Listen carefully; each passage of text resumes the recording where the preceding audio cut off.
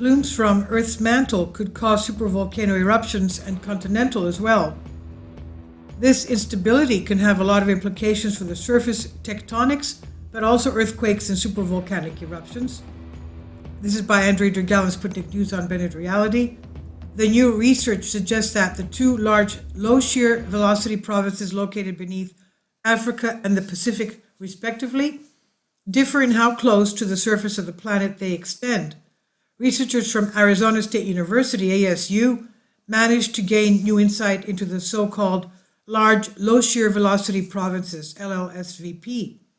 They are two humongous blobs of rock located deep within our planet's mantle. And according to Live Science, the researchers' findings indicate that one of the blobs, which resides under Africa, we know that, of course, Africa has the Great Rift Valley, and all along that Great Rift Valley from South Africa up to Egypt, we've recently had 4.5, 5.5, 6 magnitude earthquakes, and that's the part of the area that has volcanoes and, of course, mantle and magma underneath. So one of the blobs is under Africa, extending far closer to the surface and is more unstable than its counterpart that sits under the Pacific plate. This instability can have a lot of implications for the surface tectonics, also earthquakes and supervolcanic eruptions. Not just volcanic, but supervolcanic. This is what Quan Xuan Wang said. He's graduate associate in geology at ASU and the person who led this research. Having examined some 17 global seismic wave datasets, Quan Yuan and his advisor Mingming Li, who is a geodynamics assistant professor at ASU, determined that the LLSVP beneath Africa extends about 1,000 kilometers higher than that of the Pacific.